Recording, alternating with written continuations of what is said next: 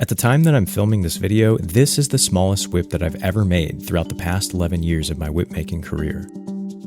The handle is made from a 2-inch long trim nail, 2 millimeters in width. For the rest of the core, I used a kangaroo hide bolster split down to 1/2 of a millimeter in thickness.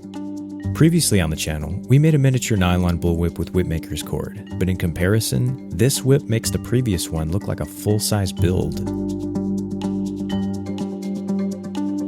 The whole reason that I made this tiny whip in the first place was because a client reached out to me and was in need of something small enough to fit in the hand of this little guy. Now I'm sure I know what you all are wondering. Does this whip crack? It definitely sounds like it, but in a few minutes we're going to get a confirmed yes or no to this question with the high-speed camera. But for now, I want to show you guys how I made this tiny bullwhip.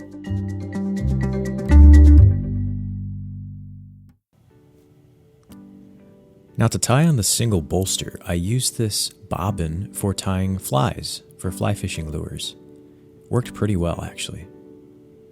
I took a razor blade and I split that bolster right down the middle, and this just allows for a finer taper. It's not so bulky anymore, and this is a practice used often in making full-size leather whips. Next thing I did here is I took a piece of kangaroo hide here and I folded it in half, and the idea was to just slip it at the end of where the nail stopped, and this is just going to give it more of a seamless tapered transition from the handle, so there's no drop off point. And if you pull it too tight, it's very easy to break. Now I'm just giving it a bit of a roll with my fingers. This leather is just so thin and delicate that there's really no need, in my opinion, to take anything bigger and harder. Now I'm tapering each strand individually. The idea is to just get both of those little tails as well as those little strands that I already put in there, just a nice taper. And this is going to allow a nice surface for our 8 strands that we're going to plait over. So it ended up being 4 millimeters. So we're going to use a little formula. 4 is the diameter of our surface we're plaiting over times 4.5 divided by the number of strands, which is going to be 8 for this whip. And we got 2.25. That is what the width of our strands need to be for the overlay. Now I'm splitting these strands and I want them to be around 1/8 of a millimeter in thickness. And as you can see, super, super thin. When you hold these strands, it just feels like you're holding paper. There's no weight to them. The closest jig that I found is 2.5 millimeters. These were made by Josh Fint, 3D printed.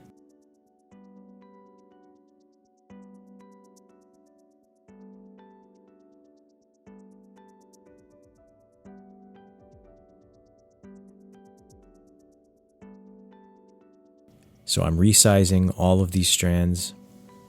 Now I'm tapering them. Now that I have the width of about 4.5 millimeters, now I'm just tapering each strand out all the way down to about 1 millimeter at its thinnest point.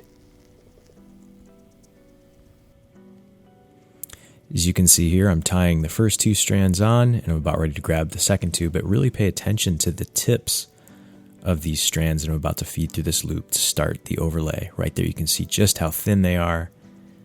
And about this point I'm like, what did I get myself into?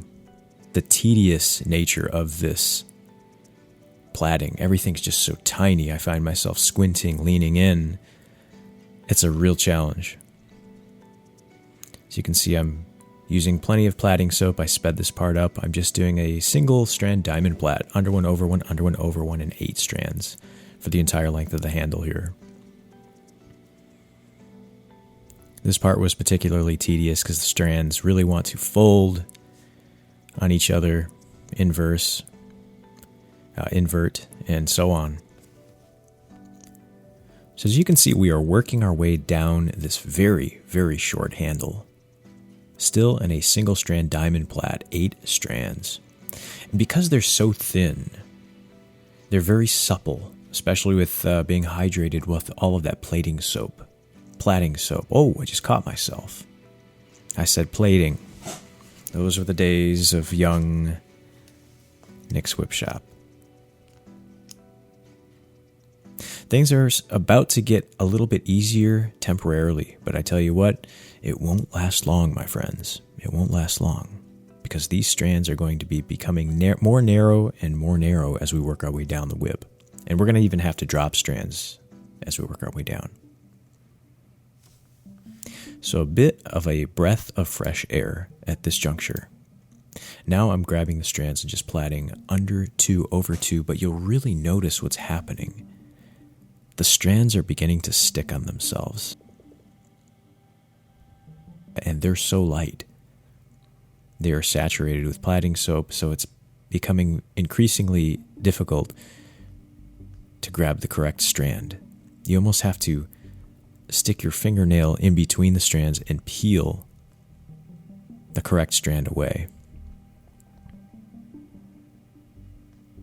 Every time you see there's a big pause where it doesn't look like there's much motion, that's me peeling a strand off of another, just so I can get a grip on it. What would be a good analogy for making this whip? I would have to say it's kind of like sewing with a... Never mind. It's a small whip, and it's tedious, is what I'm trying to say. So the strands are really beginning to decrease in width here. But I'm working my way down and I see my progress and I'm starting to get excited about finishing it.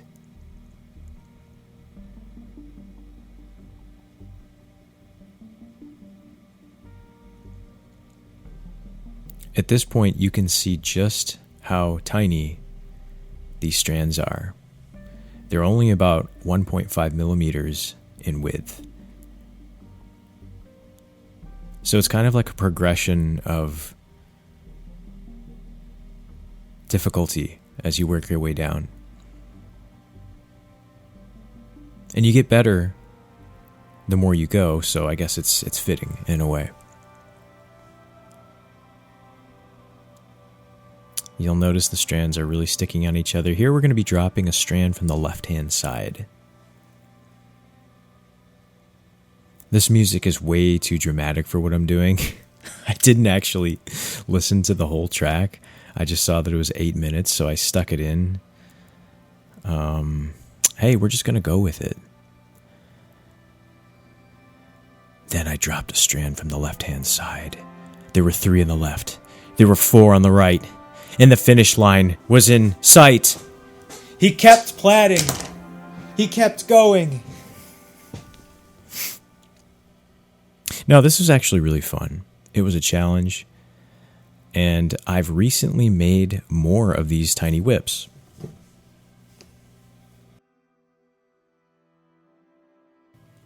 At this point, I decided to make a fall. I just wanted to get that out of the way so I didn't have to deal with it later. So I just took a piece of kangaroo hide here, natural tan, just poking a little slit in it with a razor blade and opening it up with a fid so I can fit it over the end of the whip.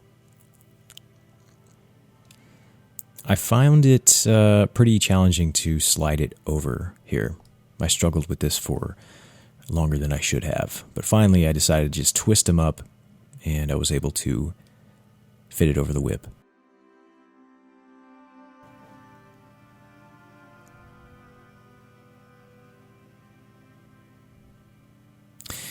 And now, in front of me, I had the task of tying the smallest fall hitch of my life in 6-point. I decided to end with 6 strands just because the strands are already so skinny, so narrow, so fragile as it is, that I wanted a little bit of extra meat at the end of the whip. There's our first one. Just kind of picking which strand I think would work best next. There's no exact formula that I'm using here as far as which strand that I'm hitching off. It's just whichever one seems to fall into place. The music is getting overly dramatic again.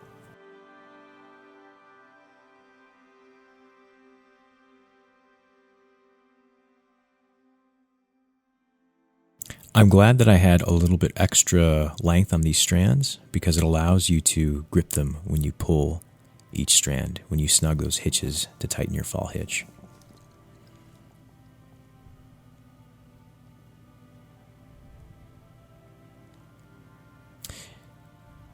In hindsight, this was the first time I ever made a whip this small, and it would have been more ideal to use the hemostats to pull those strands. Here I'm just trimming the fall a little bit just to round it off, make it more streamlined. On a whip this tiny, if you're going to try to crack it, it's very important to make sure that there is minimal drag. So I trimmed those tassels extra small. The same with the fall here. Definitely too thick, too wide. The whip doesn't necessarily have enough mass to accelerate that fall, so I trimmed it and made it skinnier, more aerodynamic. Every time I reached a certain milestone with this whip, I couldn't resist coiling it up and sticking it in my hand, kind of feeling it. Now I'm giving the overlay a hefty roll with this marble slab.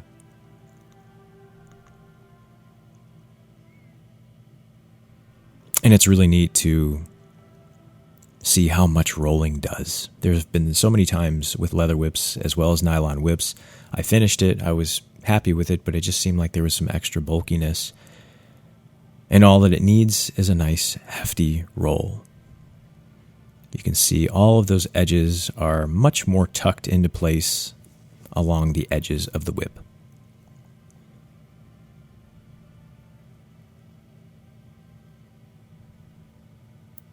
The next thing I'm doing here is once again hydrating the entire length of the whip.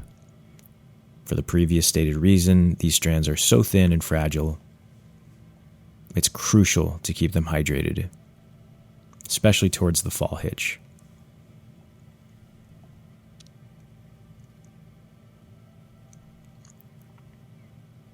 Next, I'm reaching over and grabbing my bobbin once again, and I'm going to tie off the end of this whip. I'm going to wrap this very tightly. And ultimately what we're going to be doing is building up a foundation for our heel knot. But just look how easy it is with that bobbin. And I'm applying some super glue here to ensure that the thread doesn't come off, making a mess.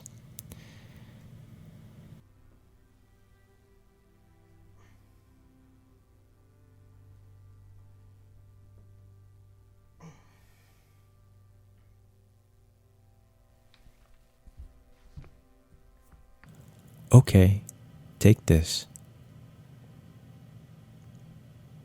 And the bolt cutters had no problem breezing through it.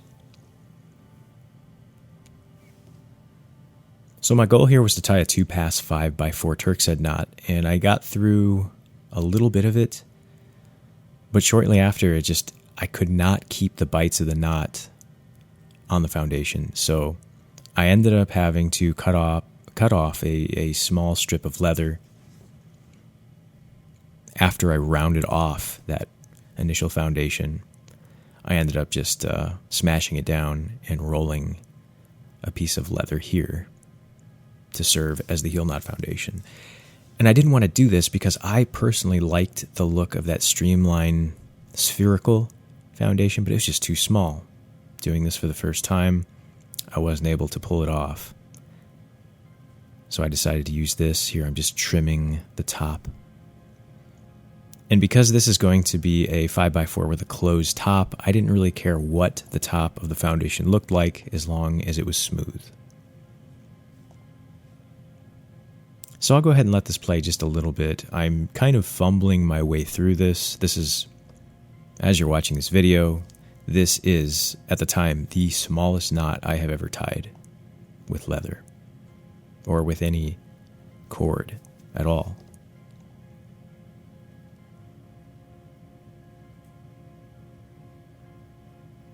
One big adjustment for me when I first started tying heel knots in leather, especially this small, or even a little bit larger than this, is the method of cutting a slant into your lead strand, as you can see there.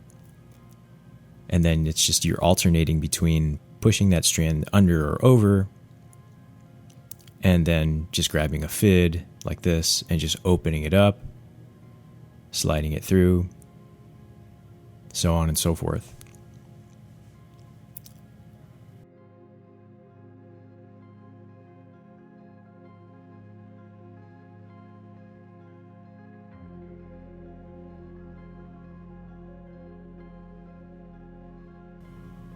Using a lacing needle on a knot this small would definitely be counterproductive because it would just slide through, it would lift that strand way too much, and it would disrupt the knot.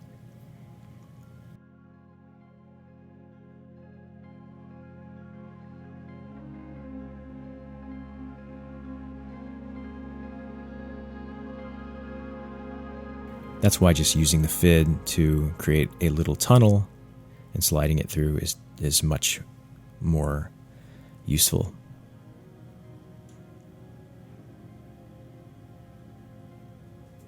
Here I'm just kind of pushing things around, making sure that everything is as symmetrical as I can get it. And at this point, I'm pretty happy.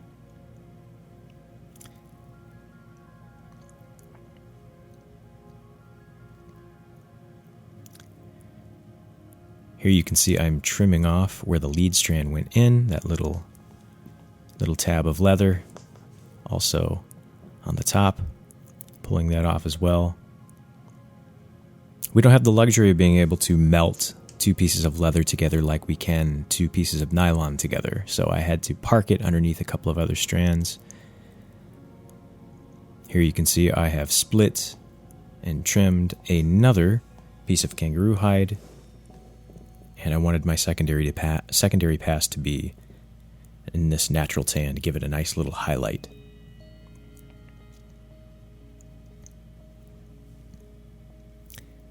And as you've seen many times on this channel, the secondary pass of a Turk's Head knot is simply following the leader. Everything that strand does that you started with, you are mimicking it to the right-hand side.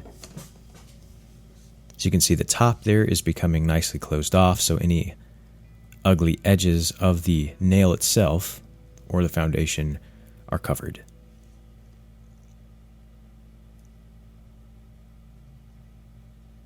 Always fighting those twists in the strands. Anytime you're dealing with material this thin, it has a natural tendency to want to spin, to fold, and not behave. But we are almost finished here. Looks like we have one more pass left. Now, as you can see here, it was a bit frustrating because when I pulled that final strand through, it was just not wanting to stay oriented in the correct way. And then the lead strand popped out. So what I ended up having to do was I had to grab my fid and just push it back in there. Poke it back in. And then I said, "You're never coming back out," so I took some super glue, gave it a little dab and a wipe.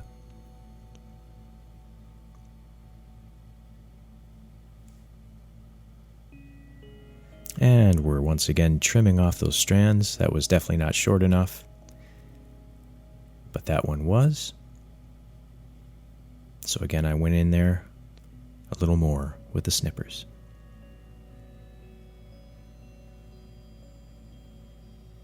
And giving it a little roll.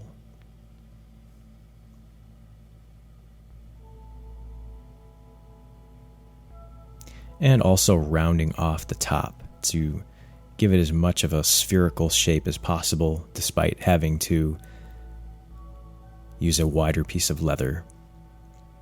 Lastly, I wanted to tie a single pass 5x4 Turk's Head knot at the transition. And this was perhaps one of the most challenging parts of this tiny whip as far as knots go. I found it so difficult to get this knot tight. As a matter of fact, as I'm tying this knot, you'll see just how incredibly loose it is all the way until I finish the knot itself. And it was very difficult to keep strands laying where they should, keep those bites where they should. As you can see here, I am pretty much done with the knot. Only thing left is to tighten it. But it is just still so incredibly loose, sliding all over the place. So I found the best way to tighten it is to take this needle, hold it down firmly on the table, and just grab each loop like this and pull up. And that was what I found to work the best for tightening it.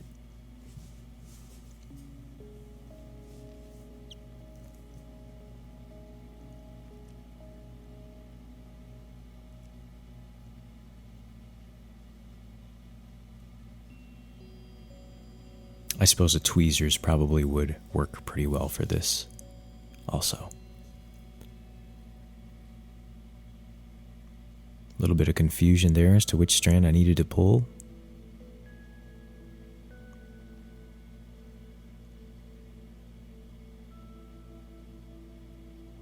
I did end up going around again and tightening it, but there's the finished product. Now right after I roll, look what happens. All those spaces appeared. You can see right down to the overlay. So I took super glue and I sealed it. And I actually ended up sealing the heel knot as well, just to keep it from ever coming undone. And this is sort of similar to shellacking a whip. I guess you could say. I don't know. Again, giving the whip another coat of plaiting soap just to hydrate it. You wouldn't believe it, guys. You can hydrate a whip like this, and within 5 minutes it's bone dry.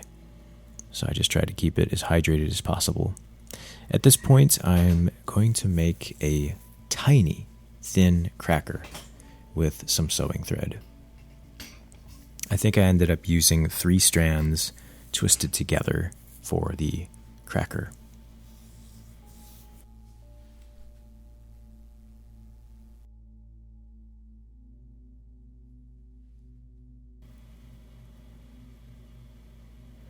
Now this is kind of a comical part of this video because I could not for the life of me open this twisted section of the fall. So I ended up having to take a needle and poke it through just to open it, to get the fall through there.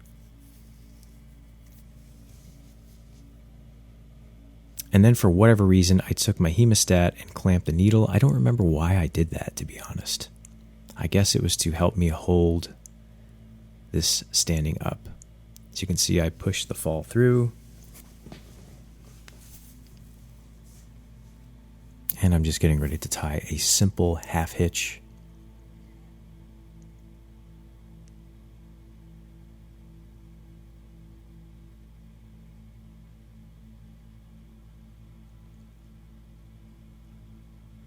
And giving it a little pull there.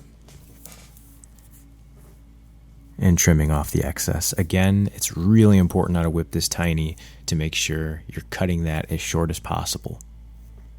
Minimize drag. And there is the finished tiny whip. So back to that burning question. Does this tiny whip crack? So what we're going to be using now, this is what's called a Schlieren setup with a high-speed camera. So basically what we have here is a light that shines into this parabolic mirror. It's a telescope mirror, and it focuses all that light back across this razor blade here. It splits the light waves in half. That goes into the camera, and what we get here is what's called a shadow graph, a Schlieren image, and allows us to see the different densities of the air. So this helps us to see shock waves, heat from a flame, anything like that. This little whip really does sound like it's cracking, but I'm still a bit skeptical because a lot of things will tend to make that snapping sound when you abruptly jerk them through the air. It very well could be that what we perceive here as a cracking sound is just the whip slapping itself. This Schlieren setup paired with a high-speed camera will tell us without a shadow of a doubt, pun intended, if this whip is actually going faster than sound. Let's see what the playback shows. What we're looking for is a shockwave. If we see a shockwave, it's supersonic. No way! I can't believe this. Look at this. Look at the shockwaves. There we have it. Our tiny little whip really cracks.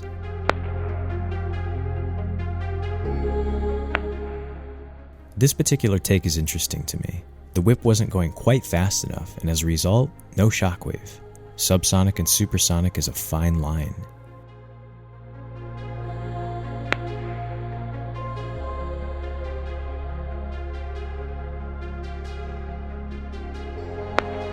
So there you go, little buddy. You don't have a model whip, you have a real, functioning whip. The reason that I'm so surprised about this is because this whip is so short and so light, yet it's still able to break the speed of sound. A full-size whip has that mass and length to its advantage, so it's not surprising that it can do it.